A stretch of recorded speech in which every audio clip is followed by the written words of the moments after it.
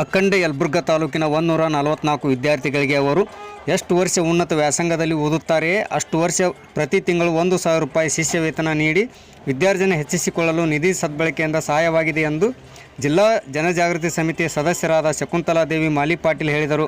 ಕೊಪ್ಪಳ ಜಿಲ್ಲೆ ಯಲಬುರ್ಗಾ ಪಟ್ಟಣದಲ್ಲಿ ಶ್ರೀ ಧರ್ಮಸ್ಥಳ ಕಚೇರಿಯಲ್ಲಿ ಶ್ರೀ ಕ್ಷೇತ್ರ ಧರ್ಮಸ್ಥಳ ಗ್ರಾಮಾಭಿವೃದ್ಧಿ ಯೋಜನೆ BC ಟ್ರಸ್ಟ್ ವತಿಯಿಂದ ಏರ್ಪಡಿಸಿದ ಸುಜ್ಞಾನ ನಿಧಿ ಶಿಷ್ಯ ವೇತನ ಪ್ರಮಾಣಪತ್ರ ವಿತರಣಾ ಕಾರ್ಯಕ್ರಮದಲ್ಲಿ ಮಾತನಾಡಿದರು.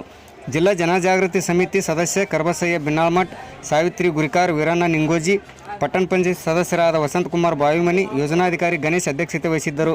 ಮೇಲ್ವಿಚಾರಕಿ ಕಾವ್ಯ ಈಶ್ವರ್ ಹಾಗೂ ಧರ್ಮಸ್ಥಳ ಸಂಸ್ಥೆಯ ಸಿಬ್ಬಂದಿ ವರ್ಗದವರು ಉಪಸ್ಥಿತರಿದ್ದರು. BE ನರ್ಸಿಂಗ್ ಡಿಪ್ಲೊಮಾ ಇನ್ನಿತರ ಕೋರ್ಸ್ಗಳಲ್ಲಿ ಓದುತ್ತಿರುವ ಯಲಬುರ್ಗಾ ಕುಕನೂರು ತಾಲೂಕಿನ 144 ವಿದ್ಯಾರ್ಥಿಗಳು ಸುಜ್ಞಾನ ನಿಧಿ ಯೋಜನೆಯಲ್ಲಿ ಯೋಜನೆ ಪಡೆಯುತ್ತಿರುವ ವಿದ್ಯಾರ್ಥಿಗಳಿಗೆ ಆದೇಶ ಪ್ರತಿಯನ್ನು ವಿತರಿಸಲಾಯಿತು. ವರದಿ VS ಶಿವಪ್ಪನಮಠ, ಸಮಯ TV K ನ್ಯೂಸ್, ಯಲಬುರ್ಗಾ. ಸುಜ್ಞಾನ ನಿಧಿ ಯೋಜನೆಯ ಕಾರ್ಯಕ್ರಮದಲ್ಲಿ ಪಾಲ್ಗೊಂಡಿರ್ತಕ್ಕಂಥ ನಮ್ಮ ಜಿಲ್ಲಾ ಜನಜಾಗೃತಿ ವೇದಿಕೆಯ ಸದಸ್ಯರುಗಳಾದಂಥ ಶ್ರೀಯುತ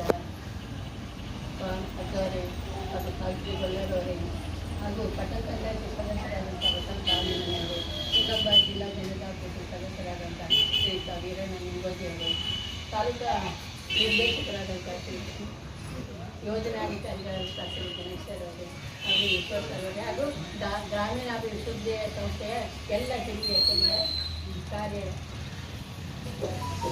ಪ್ರವೃತ್ತರೇ ಮತ್ತು ಈ ಸಭೆಯಲ್ಲಿ ಪಾಲ್ಗೊಂಡಂಥ ಸುಜ್ಞಾನ ನಿಧಿಯ ಫಲಾನುಭವಿಗಳ ತಂದೆ ತಾಯಿಗಳೇ ಹಾಗೂ ಫಲಾನುಭವಿಗಳೇ.